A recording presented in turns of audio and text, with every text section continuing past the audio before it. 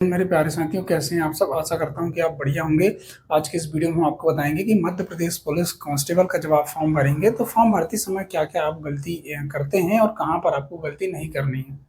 क्योंकि last time आप देखेंगे 2023 में जो लड़के भर्ती हुए थे उन्होंने बहुत सारी गलतियां करे थे, जिनकी वजह से उनको एक फिजिकल और मेडिकल और ज्वाइनिंग के समय बहुत ज़्यादा दिक्कत हुई थी। डॉक्यूमेंट्स में बहुत सारी चीज़ें ऐसी होती हैं जो कहीं ना कहीं आपको आगे चल के दिक्कत करती हैं।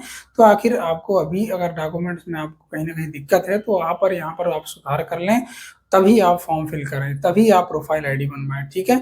तो आखिर कौन कौन सी गलतियां, जैसे उदाहरण तौर पर मैं बात करूं, क्या हुआ था पिछले बार लास्ट टाइम जो लड़के ने फॉर्म भरे थे तो उन्होंने क्या काम करे, जब आप पोस्ट प्रेफरेंस आप डालते हो तो पोस्ट प्रेफरेंस उन्होंने क्या, पहले एसएफ डाल दी, उसके बाद जो है डीएफ डाले। तो इन वजह से उन्हें कहीं ना कहीं अच्छा खासा टैलेंट था उनमें, अच्छा खासा नंबर आए थे उनको, लेकिन क्या है, उनको ये नॉलेज नहीं था कि फॉर्म में अगर आपको जो पोस्ट प्रेफरेंस करेंगे तो आखिर किस तरह से आपको भरना है, ये नॉलेज नहीं था। इन्हीं कारण बस।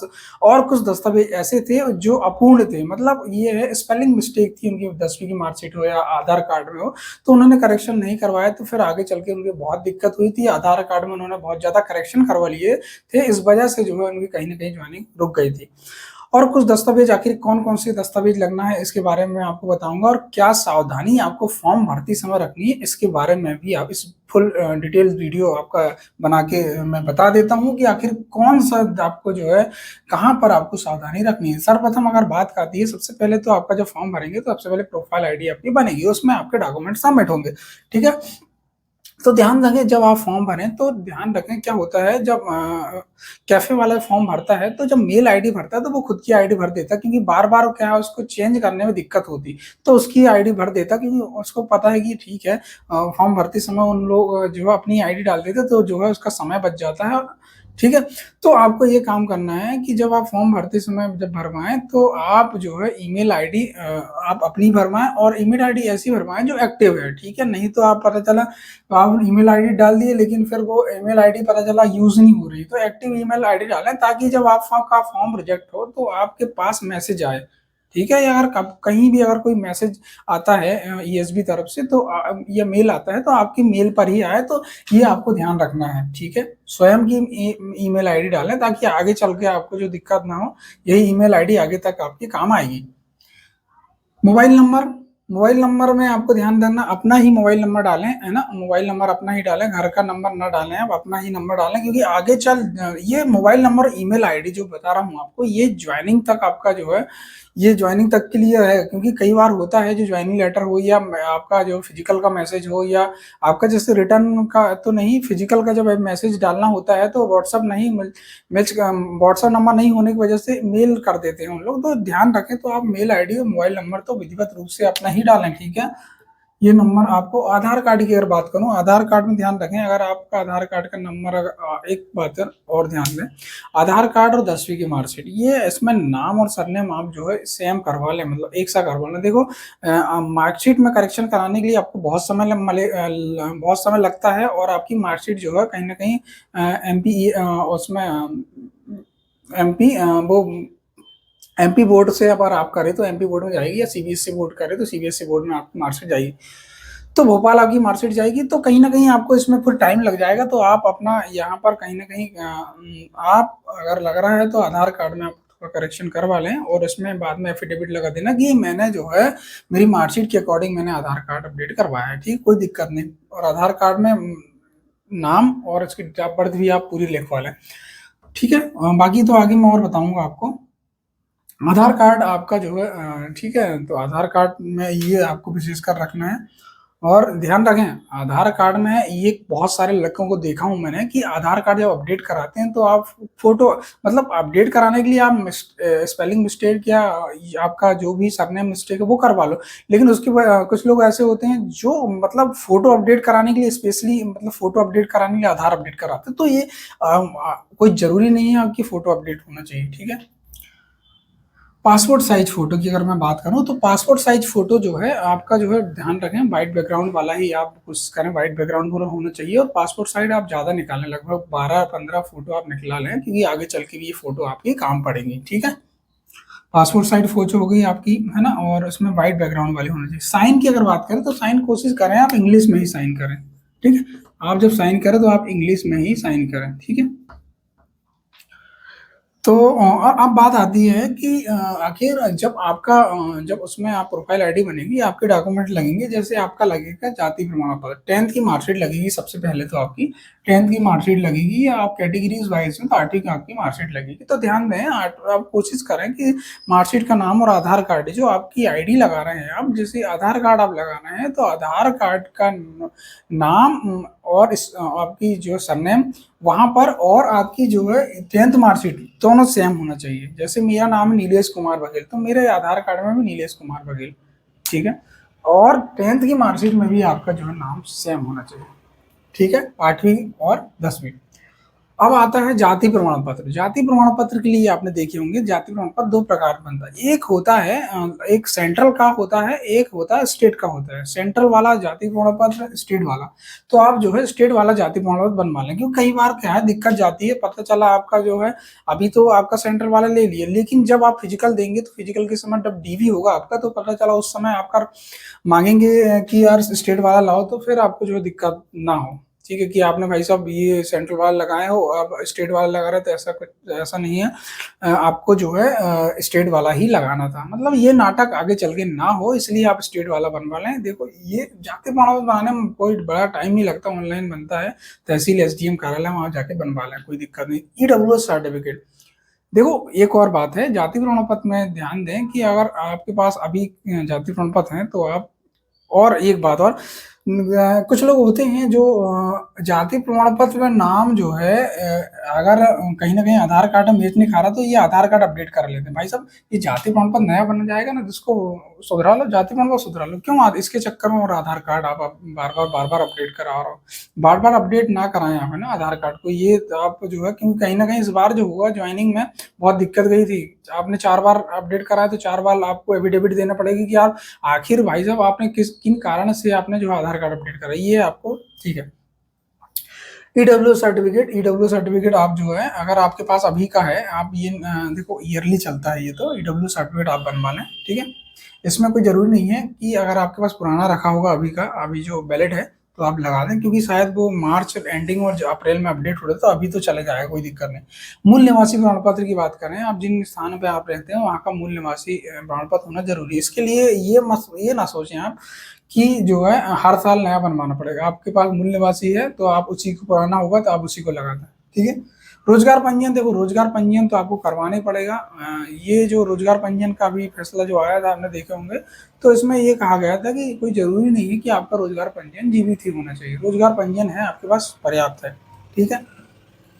बाकी 8वीं 10वीं की मार्कशीट। एक बात और मैंने बता दूं आपको, पिछले बार आप टाइम देखेंगे आप, तो लड़के लोगों ने क्या कहा, पोस्ट प्रेफरेंस डालते समय थोड़ा गलती कर दी है, तो यहाँ पर आपको थोड़ा, आपको बहुत मतलब बहुत सोच समझ के आपको यहाँ पर भरना है। जब आप ऑनलाइन फॉर्म भर रहे हैं, तो आप जब आप कैफे जा रहे हैं, तो कैफे में आप सामने से ही देखकर भरें, और जब आप पोस्ट प्रेफरेंस डालें, तो इस बार तो हालांकि रेडियो नहीं है, तो आप परेशान बिल्कुल ना हो। इस बार सिर्फ और सिर्फ आरक्षक जीडी है, इसका जो पोस्ट कोड है वो आपको भरना होगा। जैसे एक पोस्ट कोड है बाय, जैसे अभी फॉर्म ऑनलाइन फॉर्म भरेंगे तो आज समझ में जाएगा। एससीएफ के लिए ए और डीएफ के लिए बी, तो ऐसा आप पोस्ट कोड भरें। तो उसके लिए पोस्ट प्रेफरेंस के लिए ध्यान रखें, आप क्या काम करें, सबसे पहले तो जीआरपी भरा जाता है भाई साहब, है ना, जीआरपी। उसके बाद आपका डीएफ भरें आप, फिर उसके बाद आप एससीएफ भरें, ठीक है।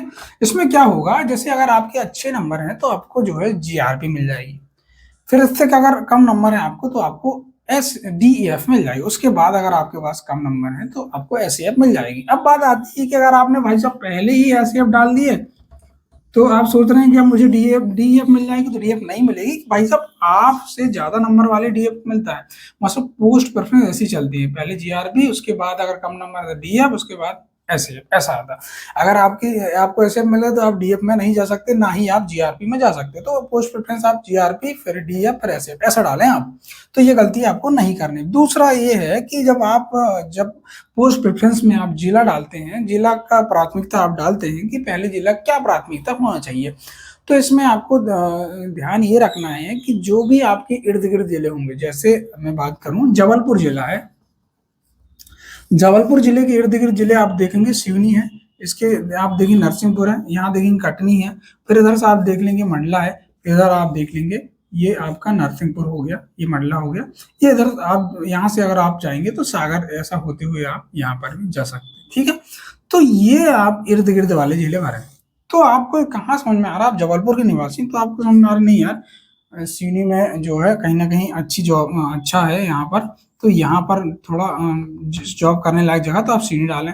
फिर लग रहा है आपको नरसिंहपुर डालना है आप, ठीक है। उसके बाद फिर आपको लग रहा है कि नहीं, मैं नरसिंहपुर नहीं, मेरे को लग रहा है कि अगर आपको नरसिंहपुर जिला पसंद नहीं है तो आप जो है आपको नरसिंहपुर के बाद जो है आपको क्या डालना है, तो जो भी जिला आपको जो लगता है कि मैं ड्यूटी करने लायक अच्छा जिला है, कंफर्ट जो जिला है, कहीं ना कहीं मैं यहाँ पर जो है बहुत अच्छे से ड्यूटी कर पाऊंगा, तो वहां पर उस हिसाब से आप जो है कहीं ना कहीं जिला जो है डालें, पोस्ट प्रेफरेंस आप डालें, ठीक है।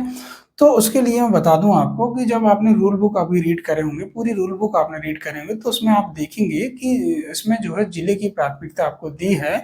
उसमें जो आपने नंबर जो दिए गए हैं, उसमें पूरे 55 जिलों के आपने देखे होंगे कि उसमें जिला दिया है कि अगर पहला दूसरा तीसरा नंबर किस हिसाब से, तो वो जो है नंबर डालते हैं और जो है आपके जिले भी वो डालते हैं। तो ऐसे आप जैसे बोलते जाएंगे कि आप जो जो भी आपको जिला चाहिए उस हिसाब से जो है नंबर वो चूज करते जाता है और सिलेक्ट करके जो है आपका डालते जाता है, ठीक है।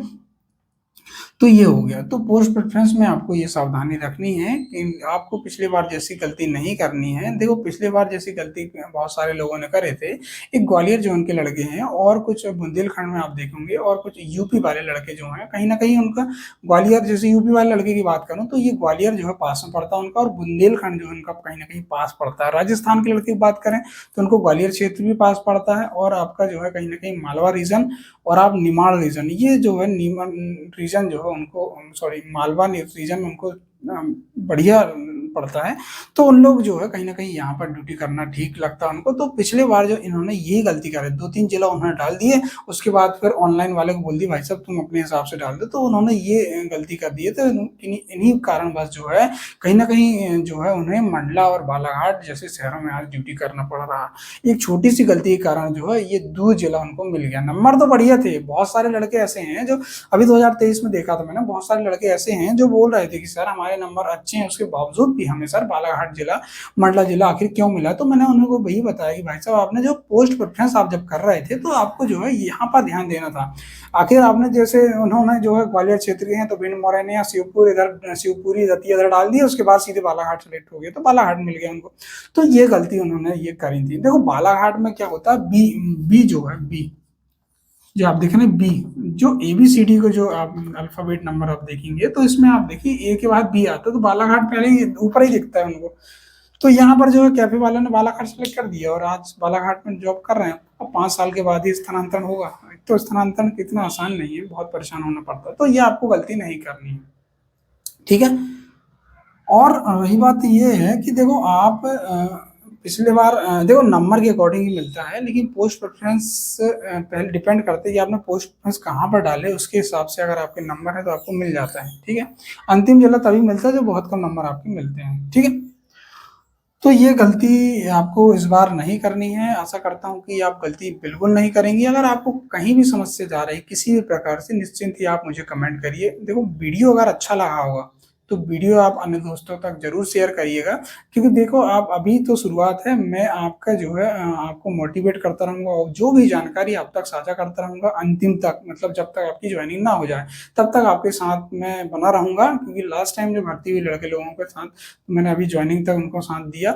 और बाकी अगर आपको कहीं भी दिक्कत होती है निश्चिंत आप मुझे कमेंट करिए, कमेंट का जवाब बिल्कुल दूंगा। और कैसे आपको मध्य प्रदेश पुलिस की तैयारी करनी है, क्योंकि कहीं ना कहीं कम समय बचा, कम समय में तैयारी किस तरह से आपको करनी है, सिलेबस के अकॉर्डिंग आपको क्या कैसा पढ़ना और क्या एग्जाम में आखिर पूछा जाएगा, इसके विषय पर भी मैं आपको जो है विशद वीडियो बनाऊंगा, उसमें भी आपको बता दूंगा, ठीक है।